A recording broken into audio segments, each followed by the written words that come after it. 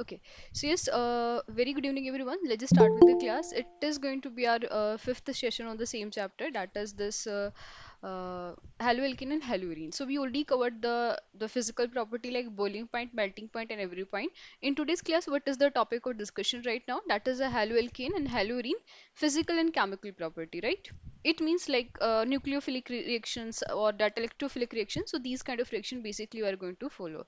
So let's just start with the chemical property. In the chemical property, basically we are going to deal with three kind of reaction, that is nucleophilic substitution reaction, elimination reaction, and reaction with metal. Okay, total three reaction have to be there. As we already covered the nucleophilic substitution reaction in the previous class, let me just give you a quick brief about this. What is the meaning of this word, that is nucleophilic substitution reaction there? Okay, so let's observe this. For example, if you are having some Rx, okay, any X can be there, and if let's suppose some nucleophile is there, so if nucleophile replace this X there, but we are getting R and nucleophile there, so this is the group we are getting basically. So since was responsible for the reaction, that nucleophile, okay, so it's basically what is happening, that nucleophile replace the X there, so it's a nucleophile substitute this. So the name of the reaction is what? It is a nucleophilic substitution reaction, right? And we already covered the type, that is it's basically classified into the two part, that is SN1 mechanism and SN2 mechanism. Okay, so what is SN1 mechanism? This mechanism follow a two-step reaction, and there's a rate determining step is there, that is the first step, or the formation of carbocation is a rate determining step there, right? We already covered this. And SN2, it's a single step reaction, it's a one step reaction, and obviously it's a second order reaction. So every point we already covered in the previous class, so let's quickly recall them. Let's compare them. How about the comparison? SN1 mechanism, it's a unimolecular as the name suggests, S for substitution and for nucleophilic, and 1 for the unimolecular. It means that in this case the rate depend upon only one thing, that means the rate of the reaction is going to be the one. Okay, so it's a unimolecular, it's a bimolecular because it's a second or second order reaction there. So it is a first order reaction. We already covered how it is a first order reaction, and this is a second order reaction. And then it's a part, in this case we are end up with the partial racemization. Every time we are not end up with the 100% racemization, sometime that partial racemization can be there. On the other hand, in this case, we are observing the inversion of configuration because the reaction follow only single step without any bond breaking or bond formation. It's a two-step reaction, but it's a single step reaction. Here, the reaction can be go with the weak nucleophile, but we are requiring a strong nucleophile because the nucleophile is technically forcing the living group to leave the molecule. And how about the order there? That is tertiary, secondary, and primary is the order for the reaction for SN1 mechanism because the formation of carbocation is the rate determining step. And on the other hand, in this case, the alkyl halide reactivity is primary, secondary, and then tertiary there. Okay, so that's it. This is a quick recap. Let's see that how these reaction is important for this chapter, haloalkane and halurene. So let's discuss some nucleophilic substitution reaction which we are going to use in this part here. So if you are having some kind of alkyl halide and if you are using cation, okay, so my first question, can you just tell me, is it ionic or covalent? Cation is ionic or covalent?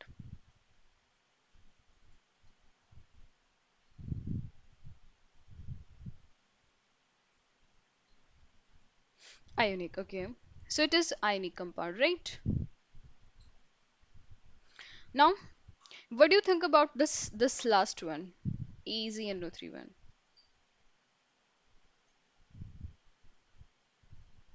Wait, why it's moving? Okay, yes.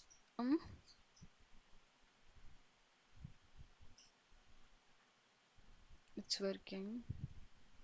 Okay, I'm sorry. Yes, it's working now. Yes, please. What about easy and no3? Is it ionic or covalent?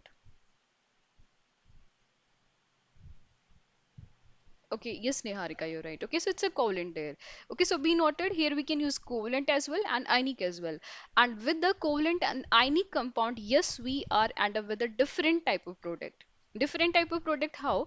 Let's just discuss all these things one by one. First of all, that if you have to add KCN there, so CN part connected. Carbon, it's an ampidentate ligand if you know, right? So in this case what is happening, this CN may be connected from the carbon side or may be connected from the nitrogen side. So if we are using a reagent, the given reagent like this is ionic in nature, Okay, so it is connected from the carbon side. But on the other hand, if you're using a covalent one, okay, that is a covalent one. So in case of covalent, it is basically connected with the nitrogen side. It's really very much important that for the covalent part, it is connected from the nitrogen side, and for the ionic part, it is connected with the carbon side. But why? Okay, why there is this kind of scenario there? Okay, so I will give a choice. If let's suppose I'm having a ionic compound, okay, so if let's suppose basically I am having a ionic compound, like the same one we just discussed about this, that KCN there. Okay, when it is break, so we're getting K positive and Cn negative. So according to you, this negative charge on which atom here? Is it on carbon or nitrogen? What do you think about it? The negative charge residing on carbon or nitrogen?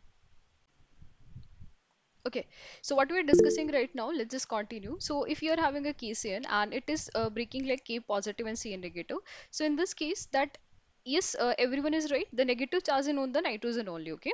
That in the carbon, if carbon form a three bond with the nitrogen, and now nitrogen on the nitrogen we are having a negative charge, right?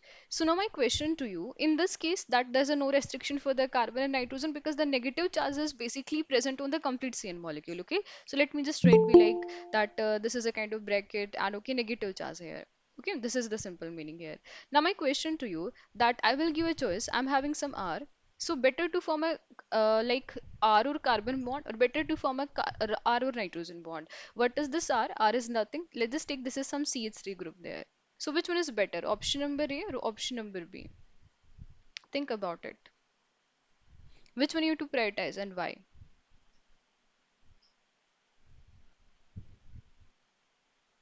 A. Okay, so why A? Because we know carbon-carbon bond is very good as compared to the carbon-nitrogen bond. Okay, so that's it. That's why the answer for this question is very simple. It means if you're using some kind of like ionic compound, so yes, that it is connected from the carbon side. But on the other hand, if let's just suppose if we are having the positive one, the covalent bond here, okay, so let me just erase this. So this is a covalent AgCN there. Okay, so just you have to tell me if I'm having AgCN, so am I right? It is breaking like Az positive and Cn negative. Yes, please. Am I right? What do you think? If AgCN is a covalent, so still we're getting A positive and Cn negative ion there? No, Jay. If it is a covalent bond, if it is a covalent bond, it's not going to break like that, okay? Actually, what is happening there? Let's just suppose this is my Az, and then this is a C in there. Okay, this is a C in there. So due to the presence of this Az, this Az positive has a partial positive charge. It's a covalent bond, okay? And this one is a partial negative charge. Okay, and nitrogen be like now, yes, same. Which one is being like a donor? So carbon be like I am busy with the covalent bond. Now nitrogen is free there. So in this case, that if the covalent bond is there, nitrogen is free because now carbon is participating in a bond formation with the Az, or you can say there's a partial positive or partial negative charge. So in the previous one, if you were to compare, yes, here we are having a choice like carbon, nitrogen, but on the other hand, in this case, there's a no choice. So now only nitrogen can form the bond, and hence, first of all, nitrogen form a bond, and then this bond break. So that's it. Be noted. If you are having a covalent bond, like Az is connected here, so nitrogen side connected, or if ionic bond, so carbon side connected. Same you can observe here. It's a ionic compound because K potassium, and for the AZN no, that opposite same like the previous one. Here oxygen part connected, and in this case opposite, that is nitrogen part connected. Same here because if in this case if you to observe like how about the case that nitrogen part why it is connected because now the Az form a bond with the oxygen, okay, in Az and O2 molecule there. So be noted, this is how it's going to work, that in ionic one the carbon connected, okay, or in this case the oxygen connected, and then the covalent bond, that is opposite one is connected. So it's really important. Let's see the explanation for this, like how it is going to work here. So wait, where is the slide? Okay, so maybe this I'm not added that slide. Okay, so that's it. This is all for the part here. Now let's see some important point here. Let's talk about some important nucleophile. Okay, so there's some question for you. Can you just tell me which one is a good nucleophile? OH negative or SH negative? Which one is a good nucleophile?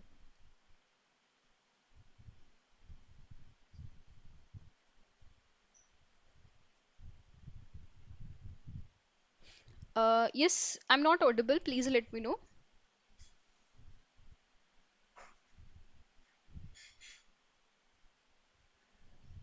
Audible.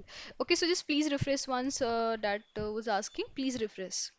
Okay, thank you so much. And please answer this question, which is a very good nucleophile.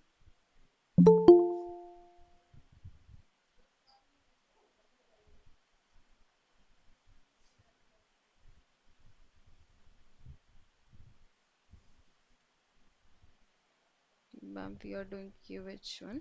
No, no, Aditya, I'm asking about that OH is also a nucleophile and SH is also a nucleophile. My question is very simple. Which one is behaving like a better nucleophile? This is my question basically.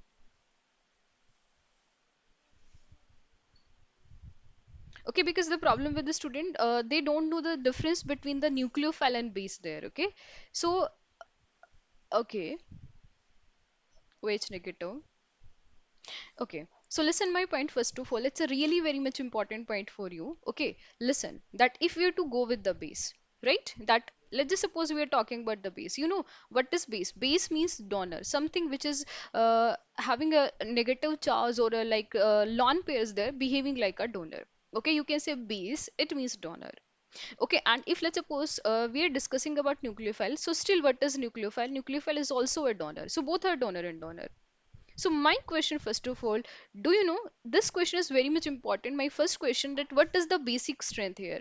If we are to compare the basic strength for this OH and SH there, so what will be the concept?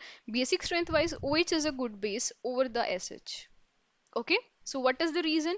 Because we used to discuss about this in an acidic part as well, because the sulfur is larger in size and that here the negative charge reside good. Okay, like not that much dispersed, but on the other hand oxygen is very small in size, so it can easily donate the negative charge because so much repulsion have to be there. So it's a simple basic strength.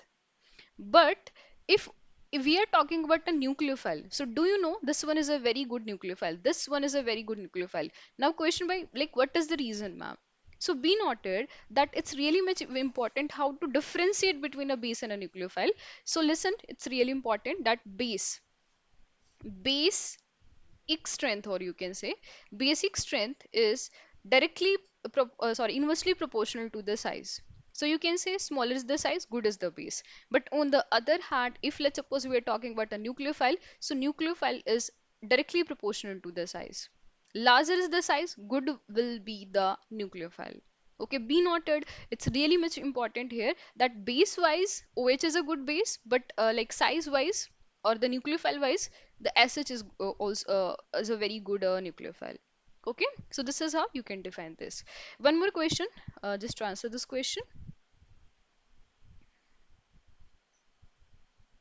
like same comparison I want to ask.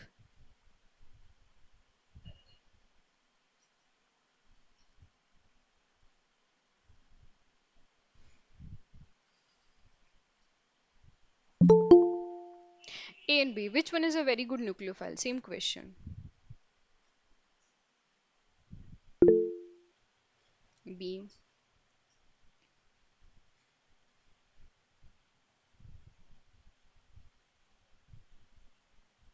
A, okay. A, okay. B. So like there's a so much variation between A and B. Okay, so hint for you, just check it for the stability. If negative charge is stable, it means that is not going to participate. Okay, not an issue, Richard. Okay, I can understand. Yes, please.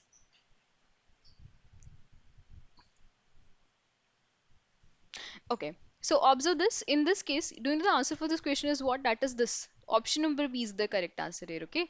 But why you just told us like size? Okay, so come on, the phenyl ring is not that much hindered, okay? At least it is less hindered over the CH3 part there, okay? So size wise, we can't go with this. So what is happening there? This is phenoxide ion, right? I hope you already know it's a phenoxide ion. So what is happening there? This oxygen negative charge start participating in a resonance. It means this negative charge is no longer available. But on the other hand, in this case, this negative charge is available. So it is going to participate. Yes, it is going to participate here. Okay, so be noted that is B is the correct answer, not A. Okay, so yes, size part is okay when we are dealing with period in a group. But it's not like we can put the same thing everywhere.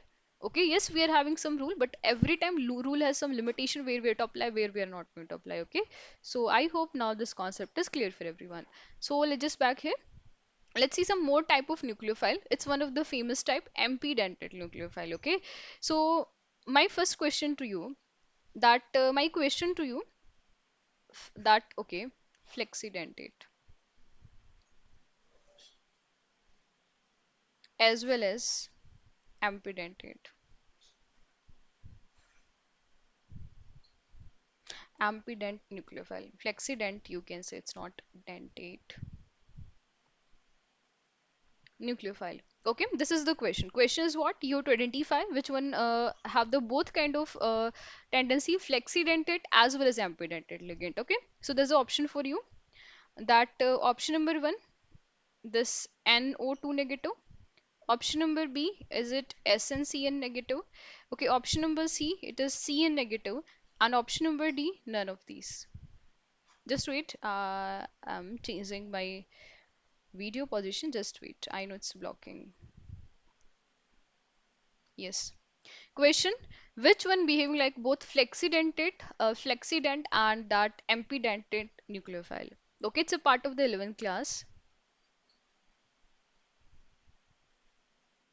Uh, Richard, we are discussing about the property of alkyl halide as well or aryl halide as well. Mix up, okay? Right now, not we are not discussing any particular thing, okay? D, B. Okay, so what is the meaning of this word, that flexident nucleophile? We discussed in our 11th class, if you remember. What do you mean by this word, that flexident?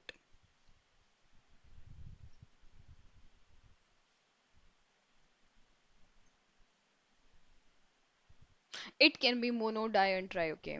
So, okay. Just please answer this question. SO3 is a flexidentate or not? Wait.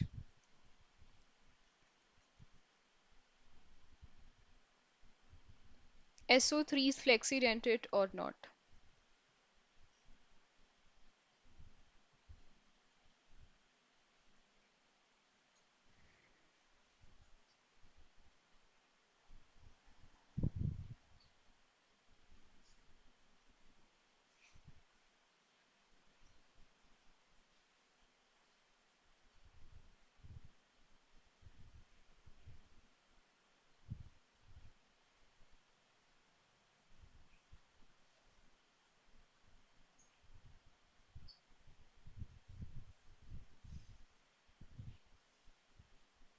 Okay then.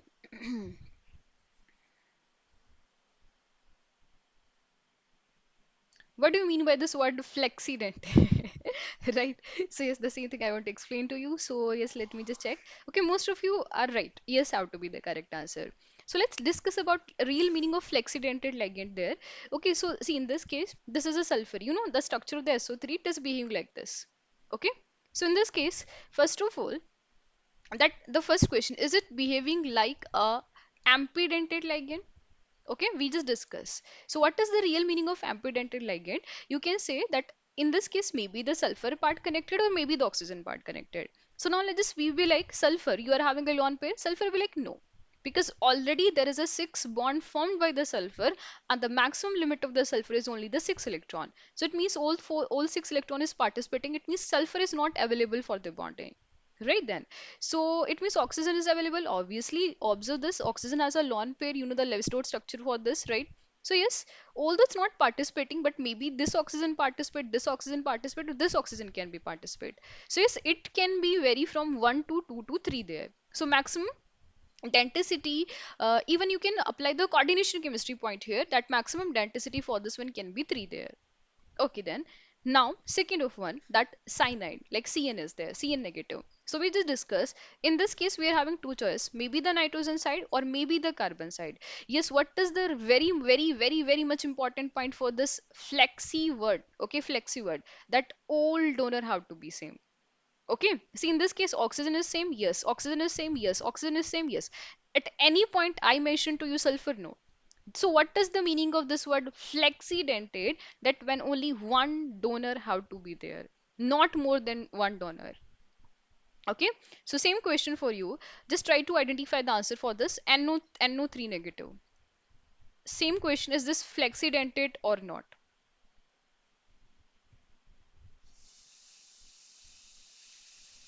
Okay, so maybe you're having a problem with this. Let's try to draw the structure. Okay, structure always the answer there. So observe this NO3 negative. So it means that O negative and double bond. It can't be possible. So two negative you can say. Okay, so like this. So still, is this flexidentate? Yes, it can be, right. Nitrogen has a positive charge, but oxygen negative, negative. It can be being like a donor, so it's a flexidentate. But on the other hand, if is it ampidentate ligand? Yes, please. Is it ampidentate? No, it's not ampidentate. Okay, see how, observe this. Is nitrogen really participate in a bond in any kind of donation? Nitrogen has a positive charge here, right? Sorry, negative have to be there. I'm really sorry. So yes, nitrogen has positive charge here. So see, one, two, three, four. Total nitrogen has a 5 valence electron. Out of 5, 4 is already participating, and plus 1 charge indicated that nitrogen does not have even a single electron there. So it means nitrogen is not going to participate. Are you getting my? So the what is the correct answer here? It is only flexidentate. Let me just again back to the question that I asked there. Now the same question. NO2 negative, SCN negative, CN negative. So question be like which is behaving like a both flexidentate as well as ampidentate ligand. So what is your answer now? Yes. So it is going to be the NO2 negative. Right? So let's just check the structure. Still, if the problem is there, yes, of course, this is the correct answer. But let's see. First of all, in this case, sulfur and nitrogen only. Right? In this case, carbon and nitrogen only. So they are the strict typical example of ambidentate. But how about the NO2 negative there? So let's just discuss about the NO2 negative. Let's just talk here. So NO2 negative. So how about the structure for this NO2 negative there? Let's just first draw the nitrogen, okay? And then double bond oxygen. And here we are having a O negative, like this. Okay. So on this nitrogen, there is a kind of lone pair is there. Yes, one, two, three. Three electron only participating. So yes, you can say that is two electron is present there. So in this case, we are having a choice. Maybe the nitrogen part connected or maybe the oxygen part connected. So this, just because of this, it's being like a ampidentate. But still in this case you can observe this oxygen has a negative charge and even this oxygen also participate because the oxygen has a lone pair. So it is behaving like both flexi as well and it ampidentate as well. Okay. So that's it. Option number is the correct answer here. Okay. Any problem still in this ampidentate or please ask. Okay. Again. Okay, that's it. So let's just continue further. Let's see one more. Yes, this is all for the that this word ampidentate. So it can be NO2 negative, it can be SCN negative, it can be CN negative, etc. can be there. Okay. And yes, nitrogen has a lone pair, it can be participate. Oxygen has a lone pair, it can be participate, even a negative charge as well. Okay. So that's it. This is all for the ampidentate ligand. Okay. Now let's start with the next chemical property. Okay. So yes, that this point we already covered. Let's just quickly see what is written here. That KNO2 is predominantly that same reaction we just discussed. If you're using KNO, ionic compound, okay, so oxygen part connected, and if it is AZNO, it's a covalent one, so only nitrogen part connected. So it's just a theory written like how to define that.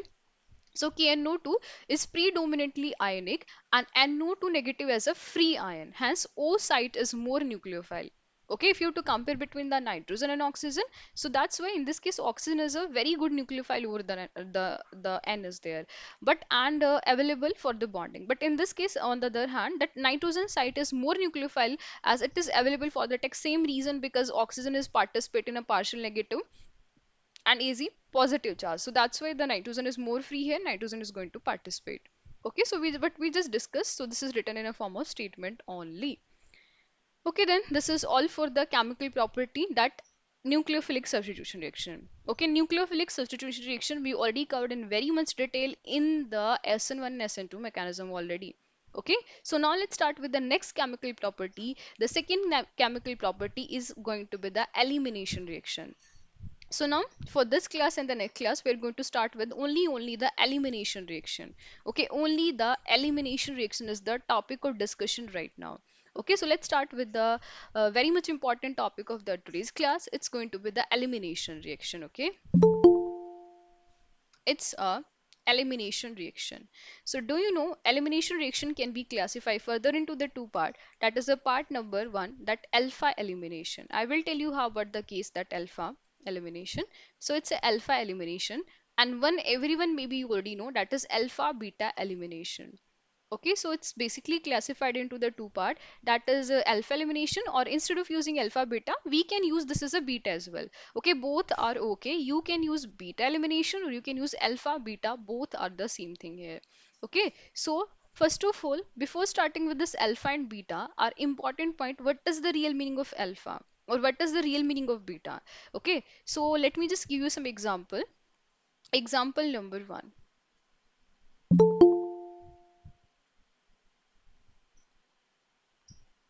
Okay, so how about the example there? So there is some question for you to just identify which one is alpha or beta. Okay, so okay, this is a question. Okay, it's a CH3, it's a carbon. There is some halogen group can be connected, and it is a CH3 and CH3. Can you just tell me in this case how many alpha carbon is present? First question, how many alpha carbon is present in this given molecule? Three. Okay, three.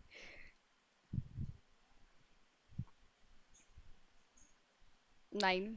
I'm asking about carbon, Mayank.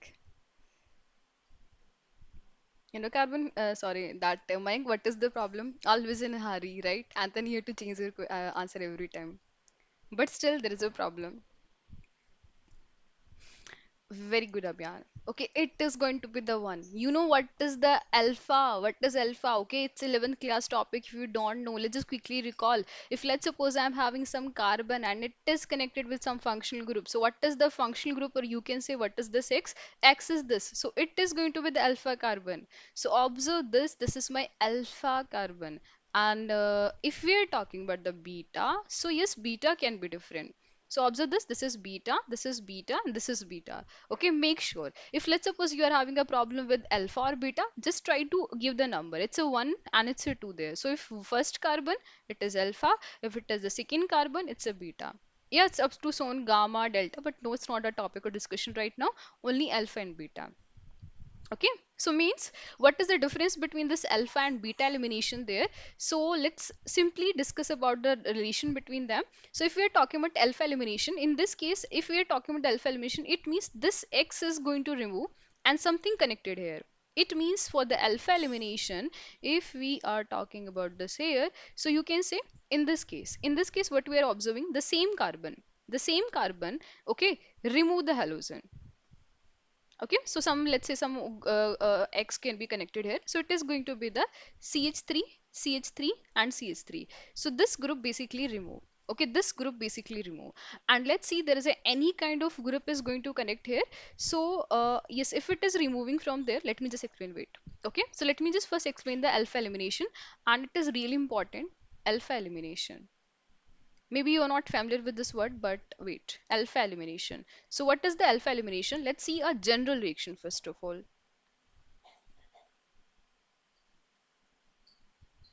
Okay, like mechanism wise, you can say, okay. So how about the mechanism here?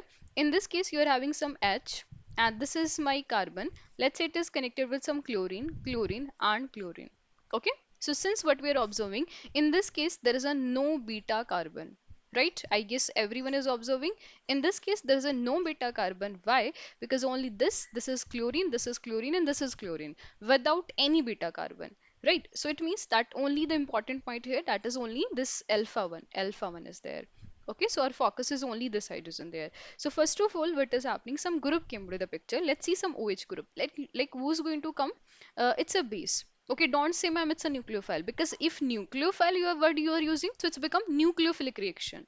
Okay, so here it is behaving like a base. So be noted, for the elimination reaction, the attacking, or the, you can say, the reagent which we are requiring is a base, typical base, not nucleophile.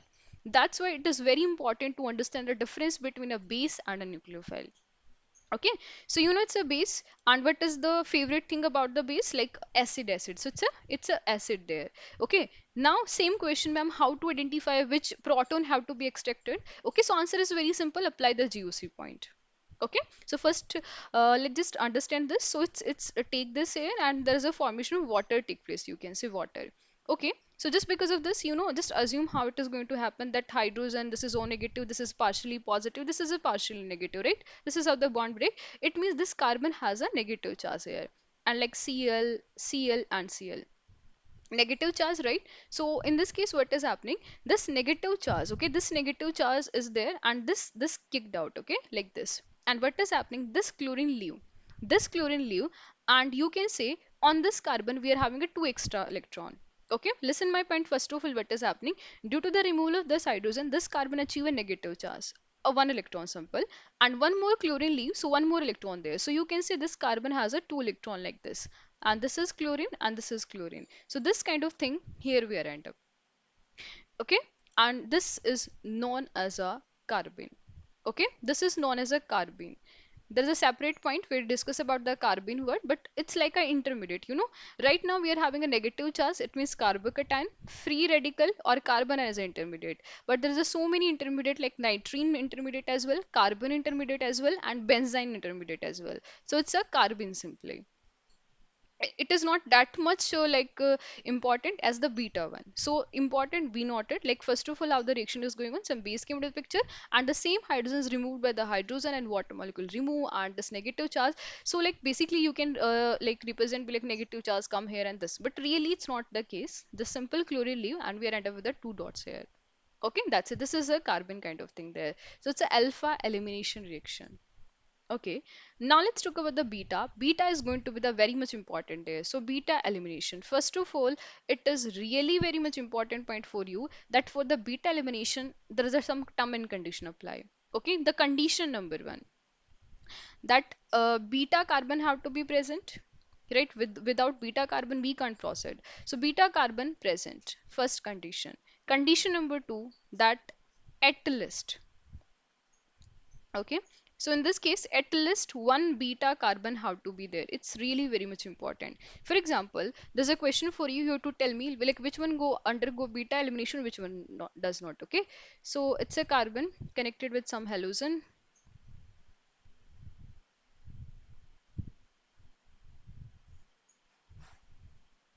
Okay, it's a and it's B.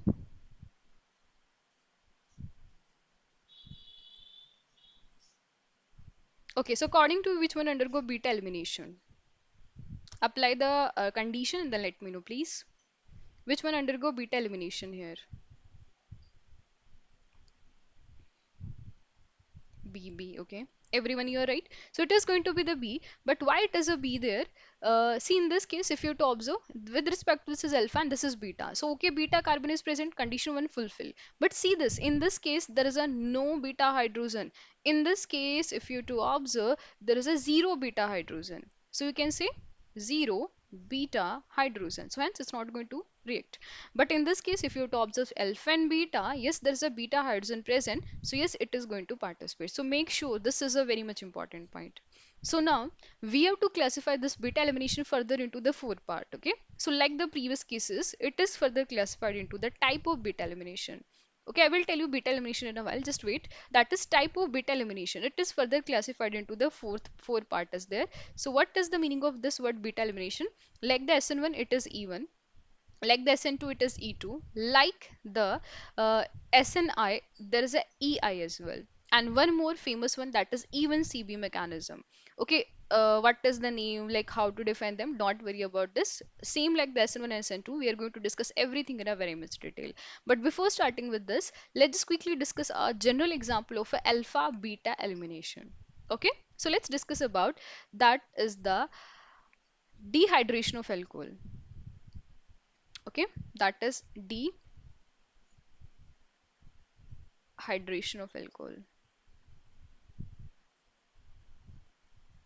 Okay, first of all, my question to you, that there is some CO, yeah, it is connected like NOH. So is it easy for OH to leave the molecule, or we are requiring some kind of thing? I'm sorry, let me just check where.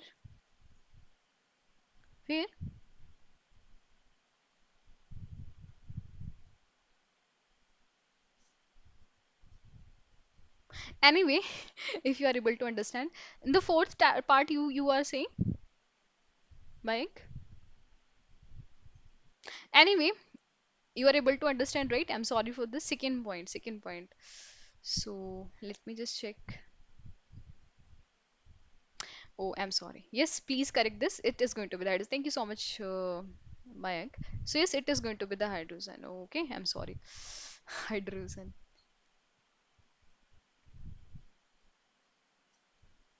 Okay, so let's just back here. So what is the meaning of this word? That okay, let's just leave this. Let's just discuss all this thing later. First of all, it is easy for this OH to leave the molecule. Yes or no? Because we already cover SN1 and SN2 mechanism. Is it really possible? Oh, very bad. See, we so many times we discuss about this point. You remember? What was that? No, no. Let's quickly recall that this point here that if you to compare between the OH negative and water, so it is a very good nucleophile. Remember? But on the other hand, if we are talking about a living group, so how about the living group? Water is a very good living group over the OH negative ion. Okay, it's very bad, like the same thing we're doing right now and you are doing the mistake, so be noted. So it means OH is never ever going to leave, otherwise alcohol is never going to be stable one. So what we are requiring basically, remember, H positive kind of thing, so that the same thing we already covered in the SN1 mechanism. So it's a H positive. So basically what is happening, there is a OH, this oxygen has a lone pair, right? It is attacking on the H positive, and then there is a formation of this hydronium ion, and now it is ready for the removal. Why? Because it's a very good living group there. Okay, so let's see, this is how the case there, it is going to be live, right?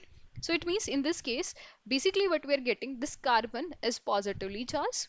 Okay, let's say this is connected with some CH3, CH3 and CH3. Let's see, one hydrogen is there like this. So now what you're observing there, like this is alpha carbon, this is the beta carbon there. Okay, so let me just write hydrogen be like this so you're able to understand.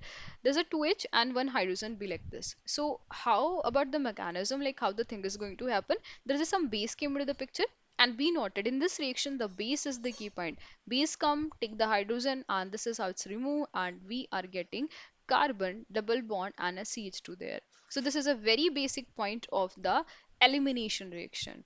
It is a alpha and beta. Why? Because if you to observe, this is beta and this is alpha. If you're noting something here, that beta hydrogen is going to remove by the base. Okay. I know not very clear, but I'm just talking about the general reaction here. Let's see one more example. Okay, so this is again a 11th class reaction. Let's just quickly discuss about this. If you are having a CH3, okay, and this carbon, and this is some hydrogen, and this carbon, let's say some bromine is connected here. Hydrogen, hydrogen, and hydrogen. Let me just add some alcoholic QH. Right? We discuss about this. If you're using alcoholic QH, so it is going to behaving like a base, but if you're using aqueous QH, it is being like a nucleophile, right? We already code every point there. So in this case, it's a very good base. So OH came into the picture, and again it's a alpha carbon, it's a beta carbon. So OH attack here, this one and this molecule leave there. So what we're getting at the end, that is a carbon-carbon double bond and hydrogen and hydrogen and hydrogen, and this is a CH3. So it's a alpha beta elimination reaction. Okay, so my question to you, in alpha beta elimination reaction, every time we are getting a double bond, yes or no? Or you can say every time we are end up with the unsaturation. What do you think about it?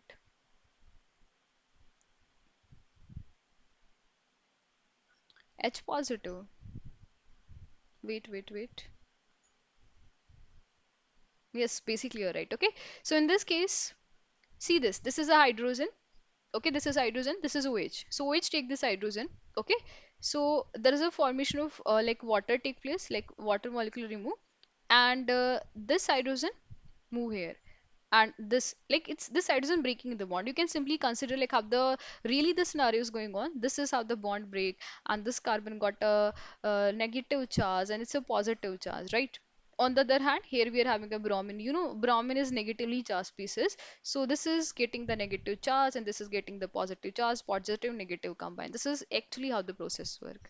Okay, in order to like explain this, where we like hydrogen leave, bromine leave, okay, so that we can understand it's a alpha beta elimination, like both are responsible for elimination, right? So are you getting, was asking please, Mayank? Okay, so H positive is already present here. Okay, you are not using any H positive from outside. It's alcoholic QH. Alcoholic QH can be anything like ethanol plus QH can be there. Okay, Mayank? Okay then, so let's see a very much important question. Last question of the class. Okay, we will continue with E1, E2 and that E1 CB in the next class. Okay, this is a general class for the elimination reaction. So last question for you. Same you have to follow the elimination reaction. Let me know the answer, okay? So this is a question for you.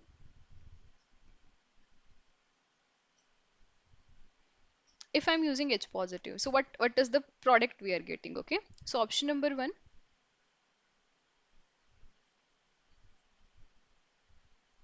this. Option number B, this. Option number C, this, or D, none of these.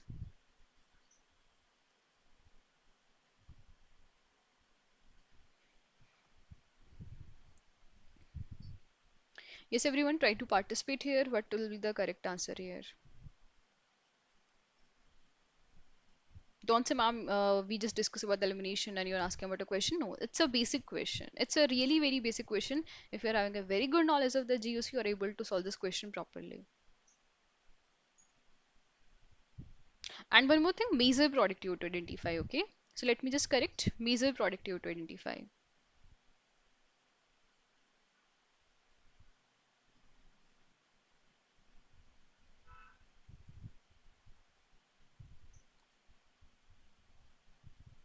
Yes, please, why you are not responding?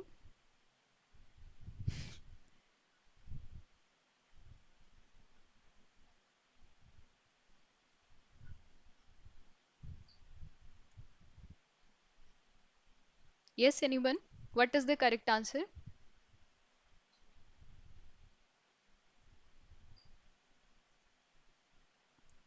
Okay then. So let's find the correct answer for this question then. So how to solve this question?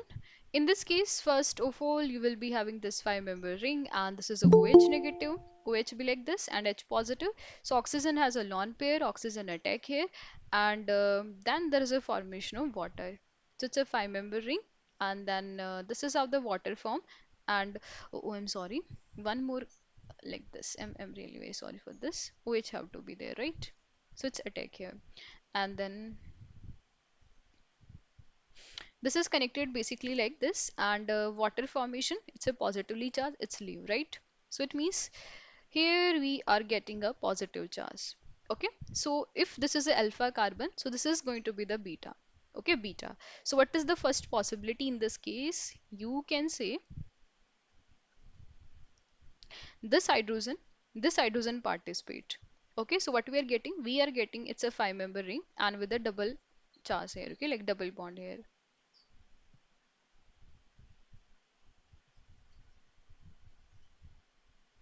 Okay, like this, condition number one. But okay, recall quickly the rearrangement part here. It is a primary positive charge. It's a primary positive charge. We know primary carbocation is not stable. So then this portion undergo rearrangement. So observe this. It's a five-member ring, and here you are having a positive charge. So in this case, we are going to end up with the rearrangement reaction. So yes, you can say this is a carbon. Let me just write like this. This carbon is positively charged. Hydrogen, hydrogen, and hydrogen.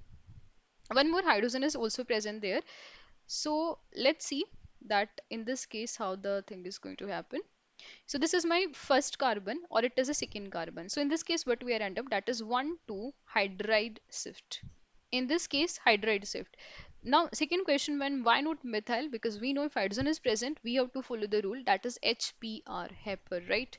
H for hydrogen, HPH for phenyl, R for any group can be there. So this H is simply move there. Okay, so what we're getting, that is this is a five member and now positive charge here. So it's very stable positive charge, because if you have to observe it's a primary positive charge but it's a tertiary one, and we know very well that is tertiary positive charge is really very stable. So same, Like this hydrogen on participate, and basically we are end up with this is a five-member ring and a double bond. Sorry, and this is how the double bond is there. Okay, this is a condition number two. So it means according to that concept, let me just move here. So it can be the answer or it can be the answer, right? But let me tell you that is the correct answer for this question is the option number C. But why the option number C is there? Okay, so how the option number C is the correct here? It is really very much important. So in this case, five-member ring is not that much stable as the six-member does. Right? So let's see the next condition there. If you have to go with this, okay, we are considering this portion here. So let me just move here. If you are observing that this is a five member and it's a positive charge. Okay, positive charge. So in this case we are having a choice, ring expansion can be there.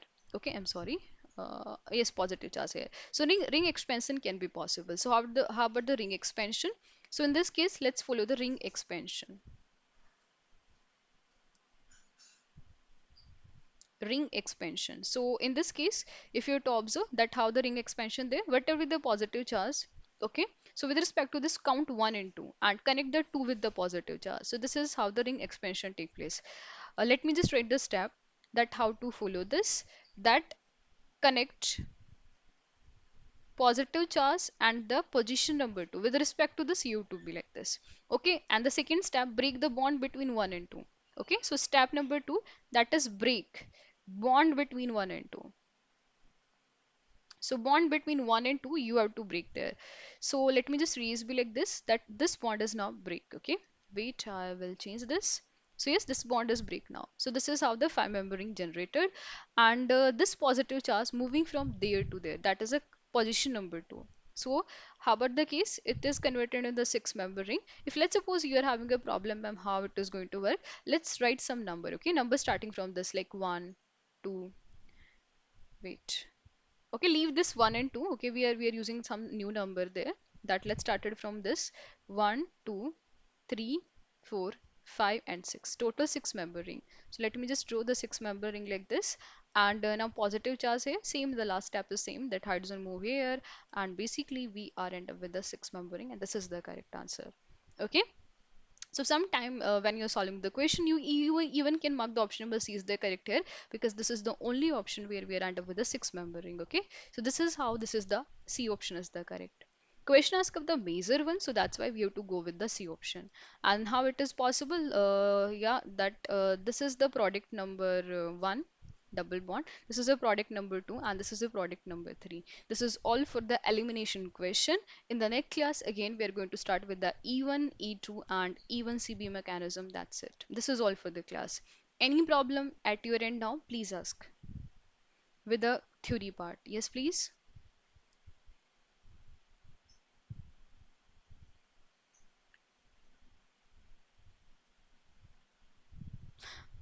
Yes, anyone, any kind of problem. If you're not having any problem, so let's just end the class. So thank you so much, everyone, for joining the class.